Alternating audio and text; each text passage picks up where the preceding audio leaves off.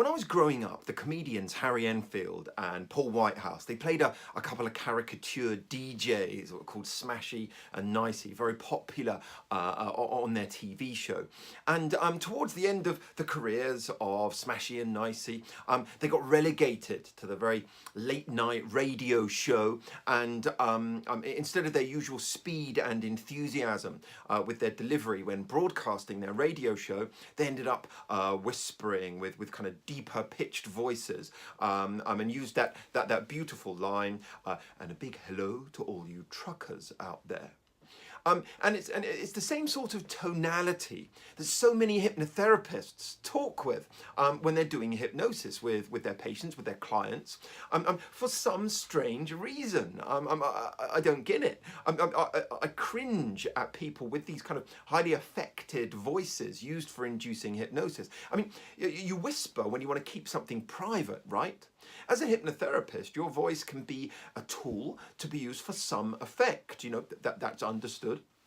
But affecting it to the point whereby it seems surreal, especially with the added whale music and panpipe soundtrack, and then the crochet blanket launched on top of the client, this cliched package is complete. Now, I recognise the importance of appropriate tonality. I mean, if I was just about to guide you into hypnosis, and then I screeched to you, okay, relax, go into hypnosis, in a shrill voice, with perhaps even a hard to understand manner, do you think you would respond by relaxing and going into hypnosis? No, I don't think so. I'm guessing that my voice being like this is unlikely to aid the hypnotic process or get someone settled and focused, deeper. Yet at the other end of the spectrum, we have huge swathes of hypnotherapists who think they need to be a DJ on Hush FM in order to induce hypnosis effectively, and they almost whisper in this very unnaturally low way. The sort of affected, dramatic way. Our voice is a tool that can be used in so many various aspects of life, at work, at home, with friends, family, colleagues, and so on. The way we use our voice influences how people react to us and how they behave with us. I use my own voice in a number of varying ways, when teaching, when speaking to my children, when in my consulting rooms with clients, and so on.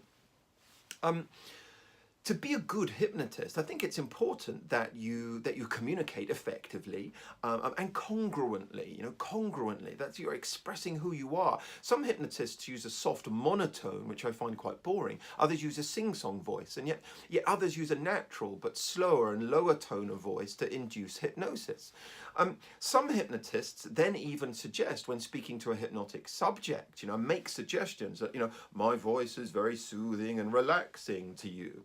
And I don't think we always need to actually say those words. Rather we can intimate that with the way we use our voice and the way we communicate, perhaps.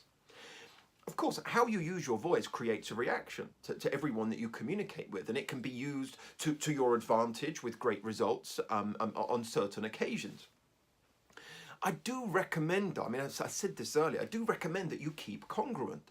It's good to model a hypnotist or other successful hypnotists on occasion, and do listen to good quality hypnotists and how they use their voice. However, I think it's also important that you maintain the essence of what is you. You must be true to who you are. You can be relaxing and soothing, if it's pertinent to be so. You can be relaxing and soothing in your own way. You are not Milton Erickson. You are not Paul McKenna. You're not Adam Eason. So don't try to be them. Remain true to your own style. People will really connect with that and with the congruence. When people hear the voice of Barry White, for example, they respond to it. Not only was it deep and rich, it was often slow and considered and deliberate, and very beautiful. It was purposeful and very easy to listen to. the ex-James Bond actor Roger Moore had a voice with some very similar qualities. And we can look at how actors, speakers and singers use their voice, and we can use our own voices accordingly. We can learn from how they use their voices without impersonating them, though. These people very often speak from their tummies.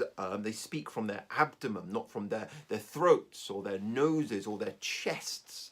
I can remember being shown quite a funny exercise on a hypnosis training course 20 years ago with John Laval, and he got everyone pointing to our noses, our throats, our chests, our abdomens while speaking from each of those places, and the difference was amazing, and how everyone reacted to the sounds made was just as amazing. Posture and movement are an integral part of any voice usage, of course. Part of being able to use your voice well includes the ability to be aware of your body, identify and correct problems that arise, perhaps due to incorrect posture. I think most people do this automatically. But there are those whose posture has become lazy, perhaps, or who've developed bad habits that can inhibit their voice or make them seem muffled or distracted.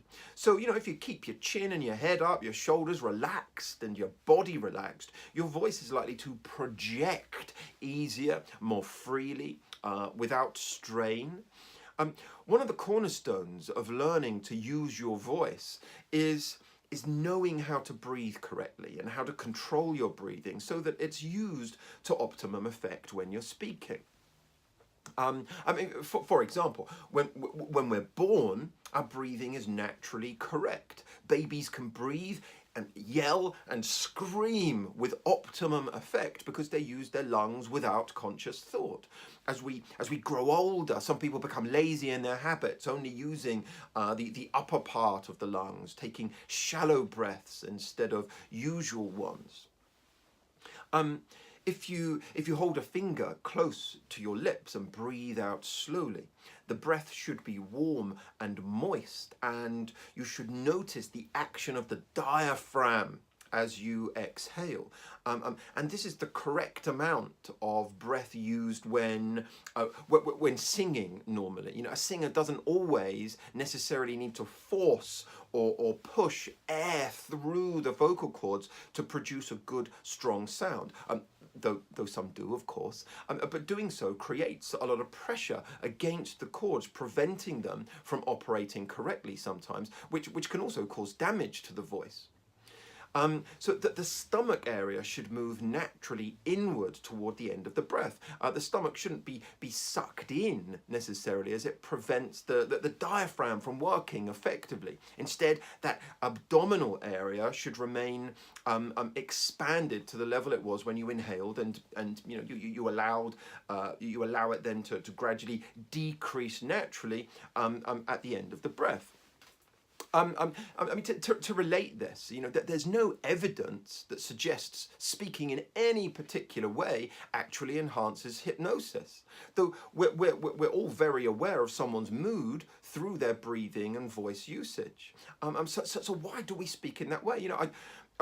I'd say rather than trying to talk in a way you think might be hypnotic, why not instead of affecting, just learn to enhance your natural voice with your posture, with correct breathing, with a good pace and considered communication, without trying to affect the tones of some stereotype of how a hypnotist should sound. I think it may even put people off to turn all unnecessarily falsetto, that deeper and deeper. Man, that's just going to send people to sleep, and I don't think that's the way to effective hypnosis. What if you were looking to inspire or motivate or energize, Okay, I want you to feel even more motivated now. So that's it today, really. Ditch the Hush FM DJ impersonations with your hypnosis. Do consider subscribing to this channel here.